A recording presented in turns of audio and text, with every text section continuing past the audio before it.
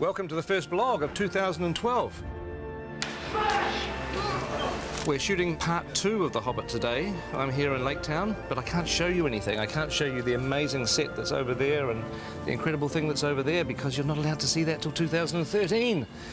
But what we can show you are the continuation of our location adventures.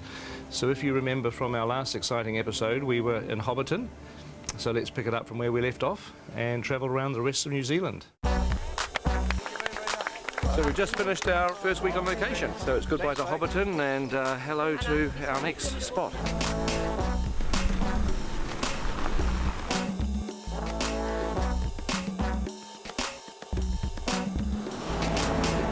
Here is the weather. In Pew Pew today, it has, of course, been raining. Yeah, welcome to Denise Bluffs, people. We've brought the weather with us, which is great. We don't have the umbrellas in the movie, by the way, just in case you're wondering. No, see, the colours clash. What's kind of weird is you're on the sets in the studio and they look so real, but you come out on location, this almost looks fake because you think this can't exist. It's just weird. It's not real, it's a trick. It's a trick. It's a trick, It's mind games. Done with mirrors. It's a very nice environment. Some nice stuff up in there. Just going to be a bit lumpy getting stuff around and building stuff on rocks and bits and pieces, but be nice. Good location. I'm just worried about the dinosaurs.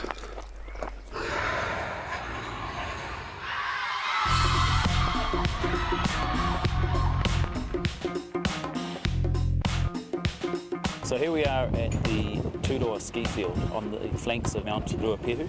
This is the second oldest national park in the world. Very ancient vegetation, magnificent colours, magnificent textures, but very fragile. And hence we've gone to exceptional lengths to actually make sure the impact on the site is minimised. So it's about scaffolding, it's about elevated boardwalks to keep people off the vegetation. We built the world's biggest ramp, as far as I'm concerned, to get down to the thing. And everybody sort of walked out to the edge this morning and looked at it and sort of, jaws dropped and went, wow, okay. So that's how we get onto set today.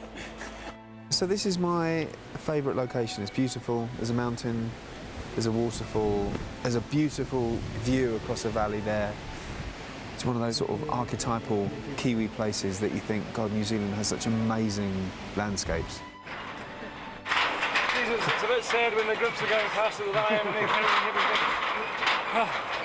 Yeah. Andy Serkis jumped in the icy cold stream to chase the fish as Gollum about 12 years ago. Just over there.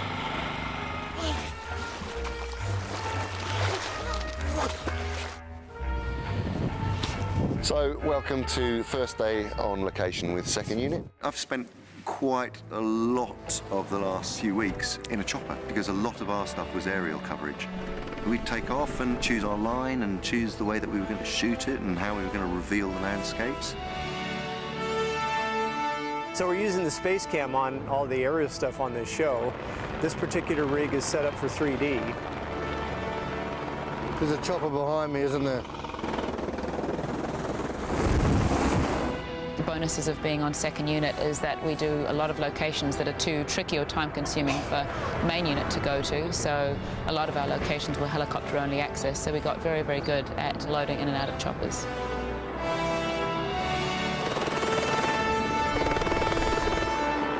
So you've got literally 2 units that are now crisscrossing the country, both the North and South Islands.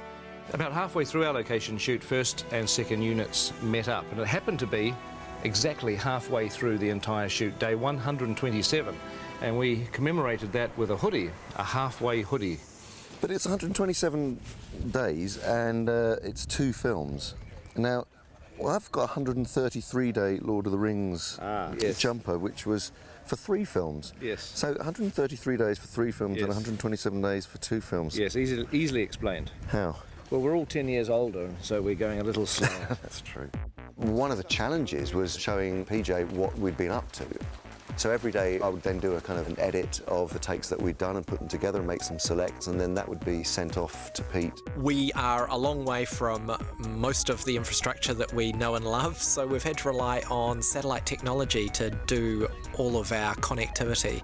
These are the 3 dishes that we're setting up today to provide internet for the crew. We're providing wireless and internet. We've also got a separate setup that's up at the director's tent that's beaming in footage from second unit that basically takes the feed that's coming in from the cameras, compresses it, sends it over the internet all the way through down to Peter's tent. So far we've probably used about 6 kilometres of cable on the job. I'm not sure where it's all gone, but we keep on ordering more of it.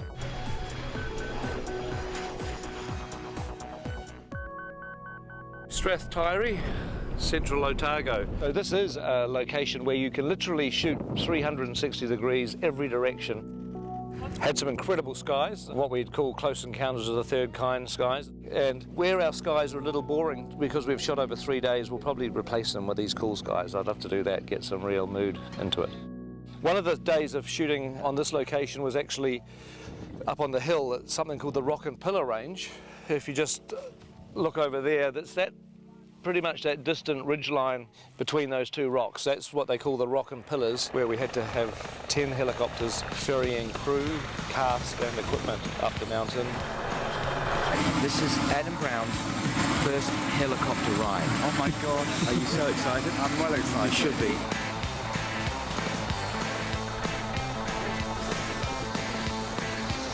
Yes. In! Oh, he's in! He's in! No, no! And action! Amazing!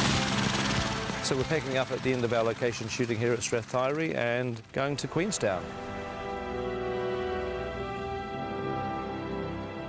Here we are, beautiful Queenstown. We're just at the base of outside the Earnslow Burn, which is the most spectacular shooting location I think we've been to yet. We're shortly going to do a rendition of The Hills Are Alive with the Sound of Music, starting with Mark Gabbady's over there. So he's getting into his Maria position. There he is.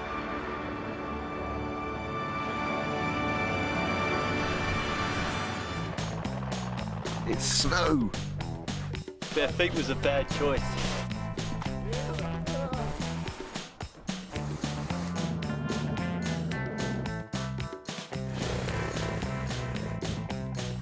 And we've been to Paradise before. That's where we shot a few scenes of Fellowship of the Ring, mainly, back in 1999.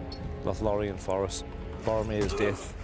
The great thing about this job, to see beautiful, beautiful places like this. So you don't have to feel sorry for actors that are leaving home for 7.5 weeks. We're very, very well looked after. The catering on this movie has been sensational. The numbers we were doing on location were between 300 and 400 until we got to Twizel. Then we were doing 570, 580 because we had quite a few extras there as well. We cook 100 at least kilos of meat every day. One of the guys worked out that we'd been through a ton of oranges already. It's Formal Friday today, so we're dressed in suit. It's one of the only ways to be able to, for the crew to know what day of the week it is. Every morning we crank out about 200, 300 coffees. We're heading off to the hills to look after a crew of about 100 people who've all been choppered in up into the mountains. It being in the mountains, there's snow around, so it's cold. So obviously in formal dress, sometimes it's not practical. So as you can see here, Andrew has gone from a 3-piece to a 4-piece with the addition of a nice cozy puffer jacket. Because you can't always look good, sometimes you have to be sensible.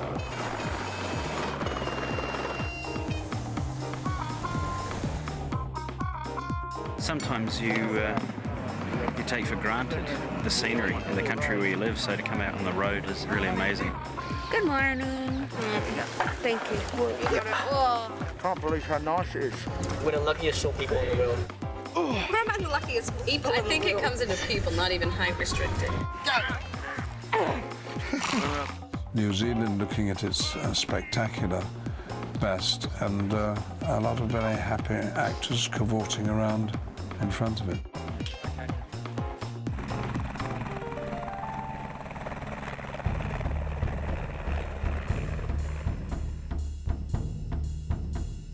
Braemar Station was pretty difficult working conditions for the cast and the crew because the tussock and the ground's very uneven. This is Matagauri, a New Zealand native kind of thorn bush, which is everywhere that you ever want to walk. You can't just parade through the tussocks and the rocks and the pebbles without looking. You suddenly realise that being out of doors in Middle-earth can be a difficult business, particularly when there's a pack of orcs or wargs. Dances with wargs. Heavenly wargs. The boy who cried warg. Aliens versus wargs. I was a teenage warg. Enormous amount of running. Scene 88, I think, is actually going to be a third film. It'll be coming out between the first and the second. It's actually, for the most part, it's easier working inside a studio. But of course, you know, the studio doesn't have the incredible vistas, and that's what we were there for. 8 kilometres from Mount Cook, surrounded by the guys behind me. Unbelievable.